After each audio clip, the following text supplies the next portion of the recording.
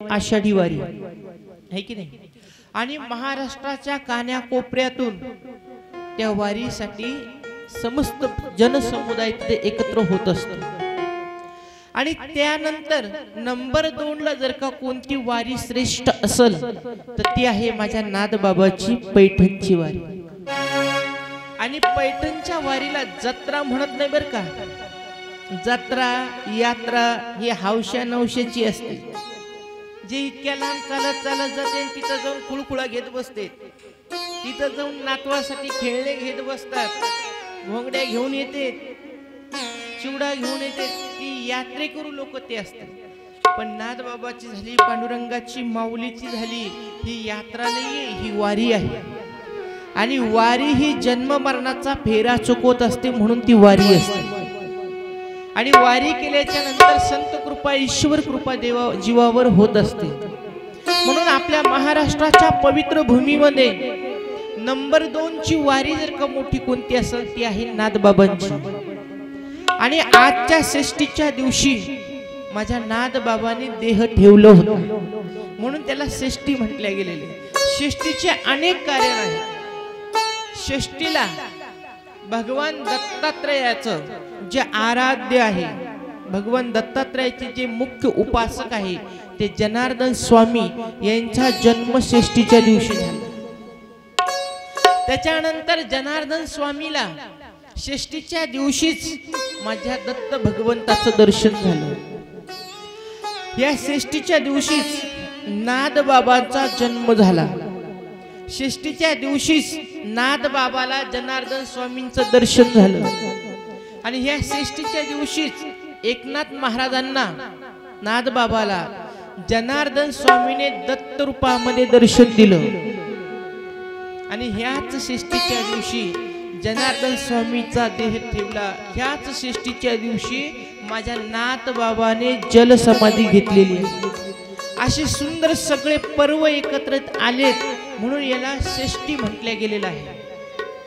नादबाबांच्या जीवनातला एक प्रसंग तुम्हाला सांगाल, कारण की आपण सगळे भाग्यवान आहेत, या षष्टीच्या पर्वावर आपल्याला कथा श्रवण करायला भेटायला लागले, हे सगळ्यात महत्वाचं आहे। आणि नादबाबा म्हणजे वारकरी संप्रदायाचे असे महान संत होऊन गेले। ज्ञानोबारायाकडे बघितलं तर त्यांच्याकडे ज्ञान भरपूर आहे, तुकोबारायांकडे बघितलं तर त्यांच्याकडे वैराग्य ओतप्रोत भरलेला आहे, नामदेव महाराजांकडे बघितलं तर भक्ती ठासून भरलेली आहे। पण भक्ती ज्ञान आणि वैराग्याचा समन्वय जर का कोण असेल तर ते आहे एकनाथ बाबा, एकनाथ महाराज पैठणचे।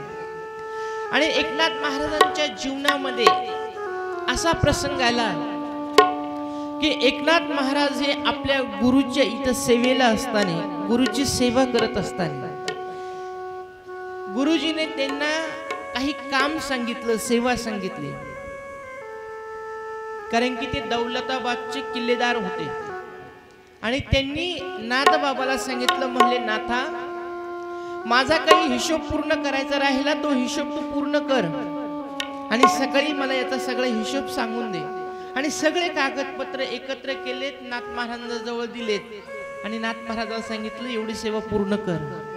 माझ्या नादबाबाने संध्याकाळची गुरुची सेवा पूर्ण झाल्याच्या नंतर आपल्या पर्णकुटीमध्ये गेलेत। आणि नादबाबा ते सगळा हिशोब करायला लागले। सगळ्यांचा हिशोब चालू होता, पण नादबाबाला एक आण्याचा, एक पैशाचा हिशोब लागत नव्हता। लवकर तो पैशाचा हिशोब लागेना, म्हणून नादबाबांनी रात्र घातली, परत परत हिशोब केला, परत परत गणित केलं, वजाबाकी बेरीज केलं। आणि सकाळच्या ब्रह्म मुहूर्तावर तो 1 रुपयाचा हिशोब सापडला, 1 आण्याचा हिशोब सापडला। आता एका आण्याच्या हिशोबासाठी पूर्ण रात्र डोक्यावर घेतली कोणी, नादबाबांनी। आता 6-7 तास आपण घातलेत आणि 1 आण्याचा हिशोब लागल्याच्या नंतर किती आनंद झाला असेल। नादबाबा सकाळच्या ब्रह्म मुहूर्तावर 1 आण्याचा हिशोब लागला आणि नादबाबाने टाळी वाजवली, म्हणले सापडला सापडला, मला 1 आण्याचा हिशोब सापडला, सापडला सापडला। हा आवाज जनार्दन स्वामी सकाळी ब्रह्ममुहूर्तावर उठून तिथून जात असताना त्यांनी बघितलं, हा एवढा इतक्या सकाळी टाळी वाजून सापडला काय म्हणतो.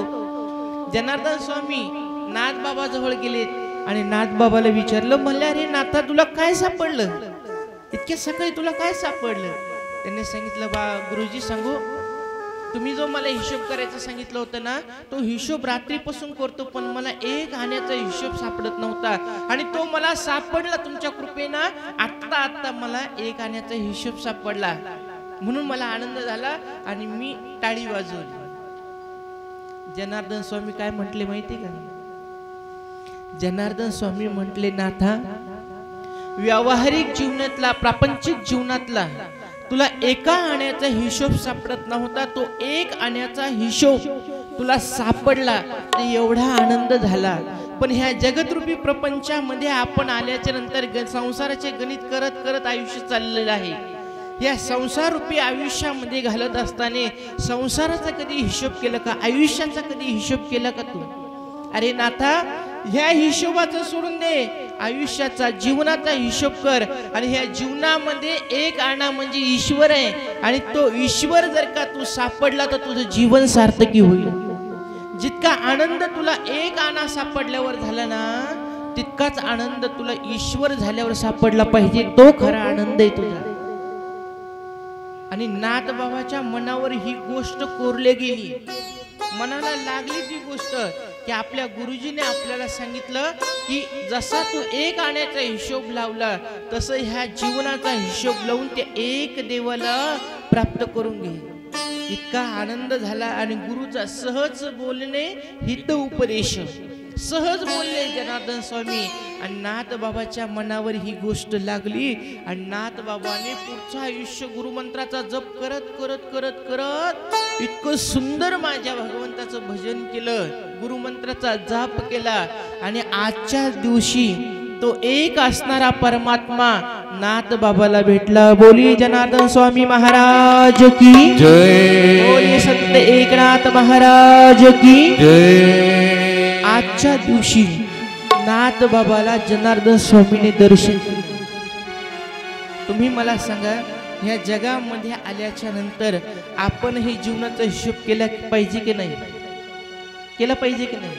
पण आपण करतो का? आपण संसाराचा हिशोब करतो, पण जीवनाचा हिशोब कधी करत नाही. आणि तुम्हाला एक सांगू का, या जगामध्ये, बरं माझा प्रश्न म्हणून ऐका, या जगामध्ये एक श्रेष्ठ आहे का शून्य श्रेष्ठ आहे? हा, शून्य श्रेष्ठ. कसं श्रेष्ठ आहे? एकाची किंमत वाढवतो म्हणून. एक असता शून्य दिला, किती झाले? पुन्हा एक दिला, पुन्हा एक दिला, पुन्हा एक दिला, नाही सांगा ना, पुन्हा एक दिला, किती झाले? लाख रुपये. पुन्हा एक दिले, 10 लाख झाले. आणि आता हे 10 बस झाले, 10 लाख रुपये आहे की नाही? जास्त कशाला, सप्ताह होऊन जाईल आपला त्याच्यावर. 10 लाख रुपये झाले. आता हे 10 लाख रुपये झाले तुमच्या मनाने, तुम्ही सांगितलं शून्य महत्वाचं आहे, शून्यामुळे एकाची किंमत वाढली, बरोबर आहे ना? पण आमचे संत सांगतात, आता 10 लाख रुपये तुम्ही तयार केले, शून्याने एकाची किंमत वाढवली, पण एकाचा जर का पायच मोडून टाकला तर आता काय राहिलं? काय झालं? राहिलं का काही शिल्लक? सगळं काय झालं? शून्य झाले. फाटा पहा मोडून एक दाखविले दहा, एक दाखविले दहा.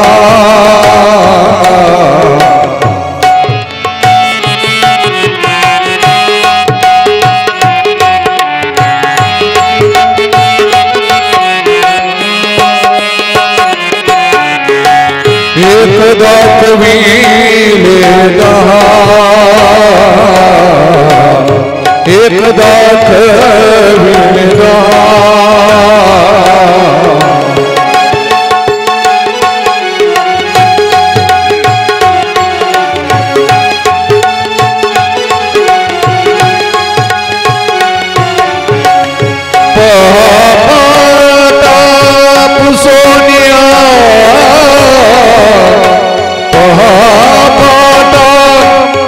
सोनिया दाखविलेला एक दाखविलेला एक दाखविलेला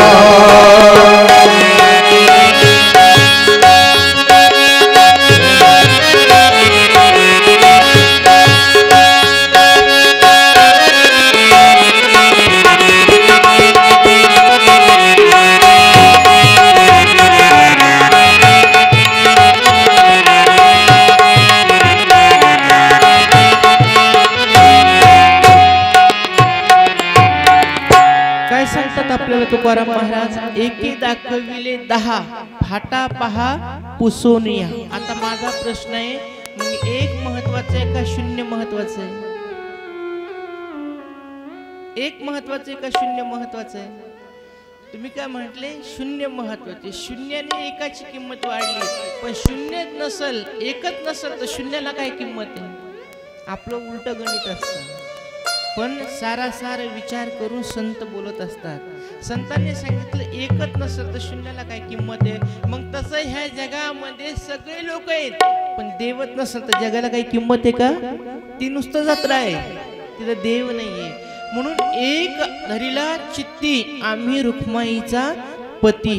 नाथबाबाने एवढ्याशा शब्दावर जीवनाचं गणित केलं आणि माझ्या नाथबाबाने आज दत्तात्रयाला प्रसन्न करून घेतलं. नाथबाबाला दत्तात्रयाचं दर्शन कसं झालं होतं माहिती का? गुरु मेहरबान तो चेला पहलवान. ईश्वर प्राप्ती करण्यासाठी गुरु कृपा फार महत्वाची असते आणि ज्याच्या जीवनात गुरुची कृपा झाली त्याला ईश्वर भेटायला वेळ लागत नाही. नाथबाबाने 12 वर्ष जनार्दन स्वामींची सेवा केली. किती वर्ष? 12 वर्ष. आणि सेवा ही अशी सुंदर करायची, गुरु उठण्याच्या अगोदर नाथबाबा उठायचे, सगळा आश्रम स्वच्छ करायचा, आपण स्वच्छ व्हायचं, म्हणजे स्नान वगैरे करायचं.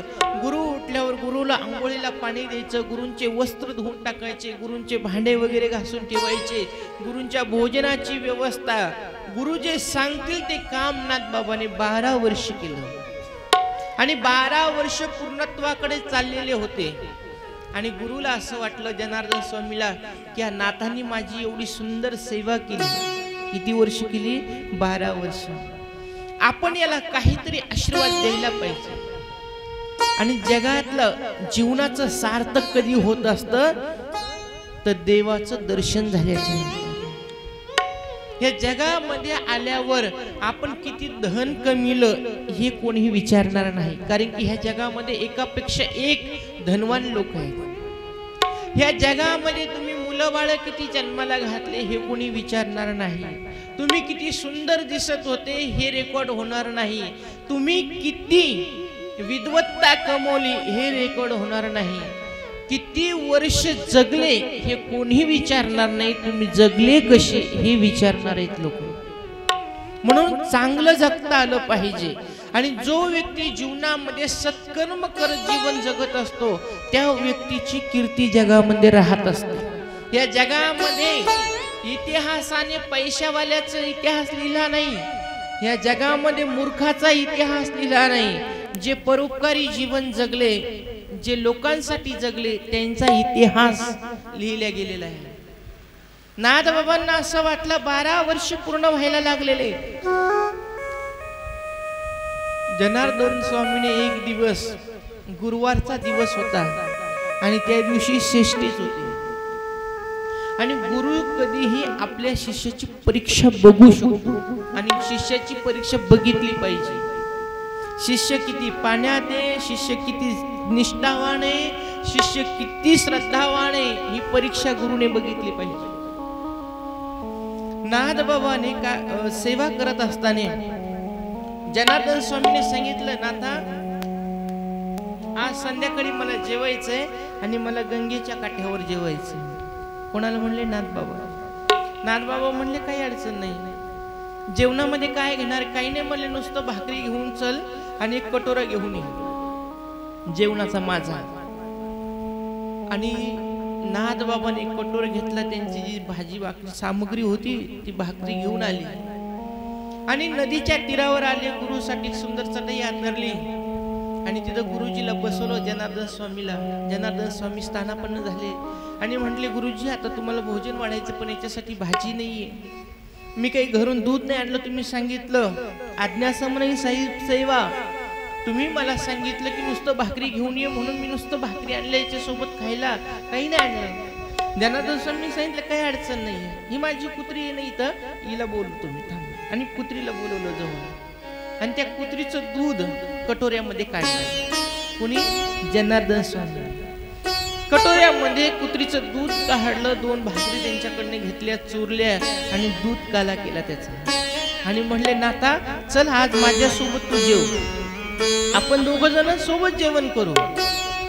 नाथबाबाला इतकं टेन्शन. नाथबाबा म्हणले, कुत्रीचं दूध माझ्या समोर काढलं आणि कुत्रीच्या दुधात भाकर चुरून खायची म्हणल्यावर कसं वाटत? नाथबाबा म्हणले, गुरुजी मी सकाळी जरा चांगलं जेवण केलेलं आहे, मला काही अपेक्षा नाही जेवणाची आणि मला काही भूकही नाही. जनार्दन स्वामींनी ओळखलं बरं का, गुरु तोच असतो जो शिष्याच्या मनातला भाव ओळखत असतो. जनार्दन स्वामी जेवायला बसले. जनार्दन स्वामीने एक घास घेत असताना म्हणले, बरं माझा एवढा प्रसाद घे. नाथबाबा म्हणले, नाही नाही तुम्ही जेवण करा, तुमचं जेवण झाल्यावर मी बघल, पण मला काही तुमचा प्रसाद नको म्हटले.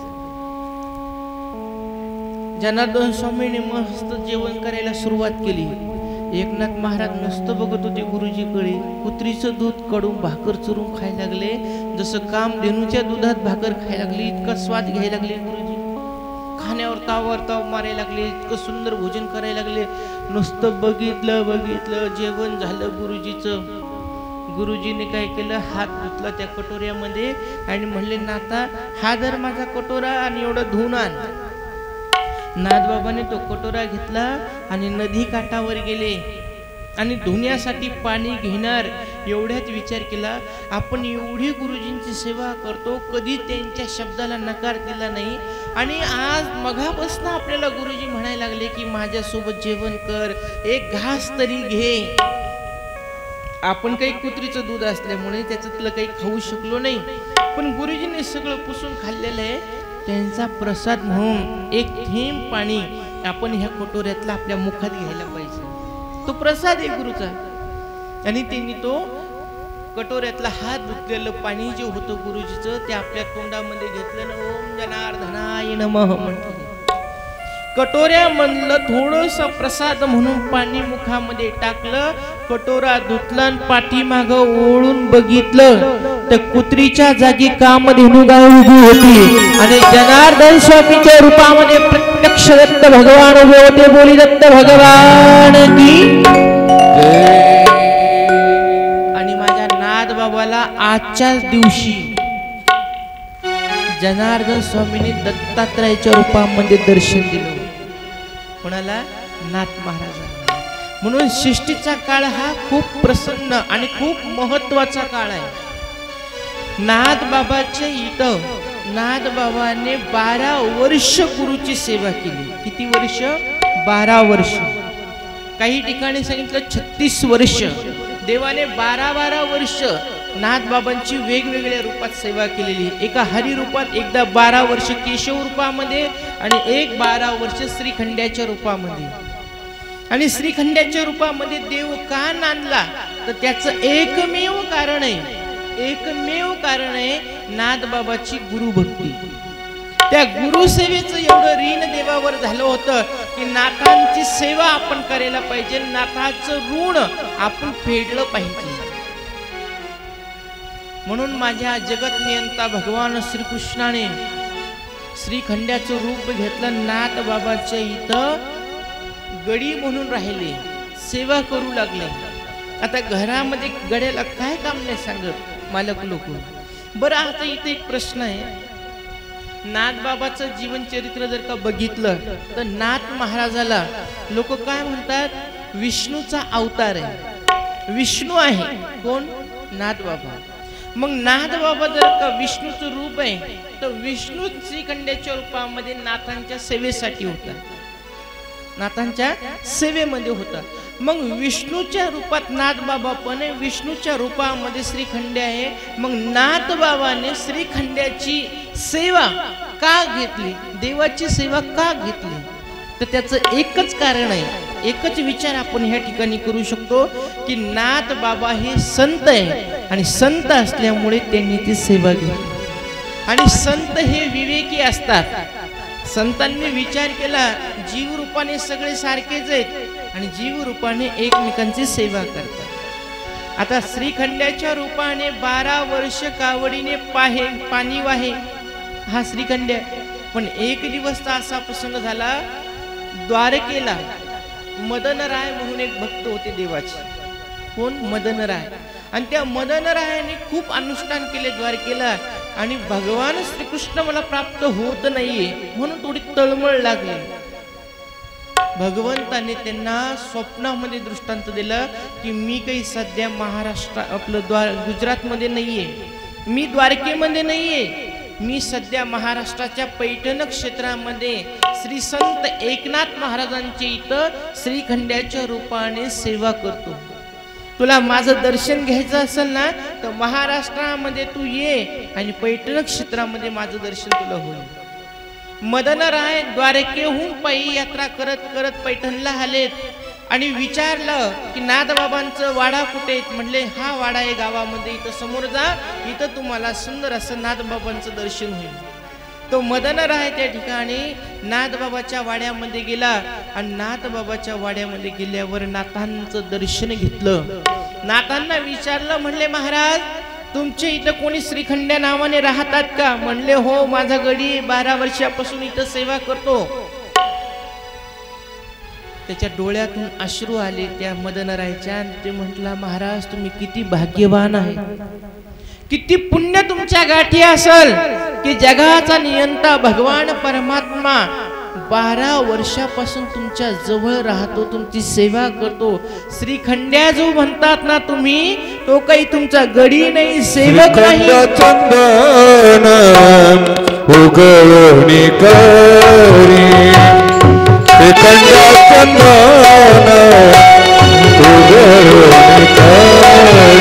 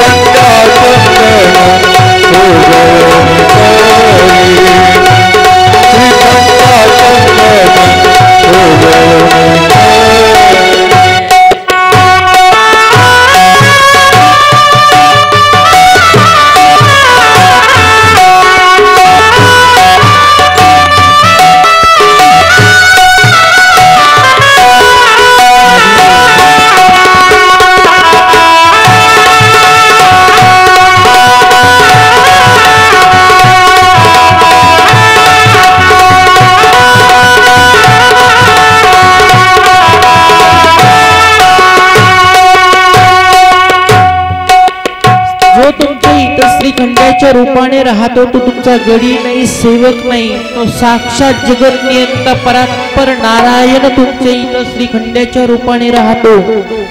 आणि ही बातमी कळल्याच्या नंतर नाथ बाबाला मोठा पश्चाताप झाला. नाथ बाबा त्यांची पत्नी गिरिजा माता दोघा जणांनी भगवंताचा धावा केला आणि बाजा भगवान परमात्मा त्यांच्या वाड्यामध्ये प्रगट झाला. बोली गोपाल कृष्ण भगवान की जय.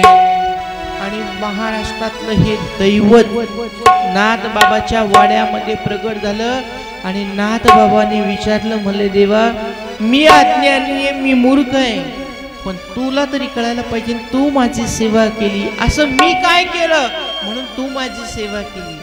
देवाने सांगितलं, नाथ महाराज तुम्ही गुरु सेवा केली, गुरुभक्ती केली म्हणून त्याचं ऋण झालं होतं, म्हणून मी तुमच्या घरी 12 वर्ष तुमची सेवा केली आणि 12 वर्षापासून जो मी रांजण भरत होतो तोच रांजण मी आज तुम्हाला शब्द देतो, तुम्ही असेपर्यंत आणि तुम्ही गेल्याच्या नंतर जोपर्यंत चंद्र सूर्य आहे नवे नवे, जोपर्यंत तुमची कीर्ती जगामध्ये आहे तोपर्यंत मी आज तुम्हाला वचन देतो, तुमचा हा रांजण मी भरत जाईल, तुमचा हा रांजण मी भरत जाईल। आणि त्या भगवंताने वचन दिलं म्हणून आजच्या षष्टीच्या दिवशी तो रांजण म्हणजे काही 10-5 हंड्याचा नाहीये, त्या रांजणाला तुम्ही जाऊन बघा, 21 फूट खाली येतो, 21 फूट खोल आहे आणि एका खणाचं त्याची रुंदी, एवढा मोठा रांजण माझा भगवान परमात्मा रोज नादबाबाचं भरून देत होता।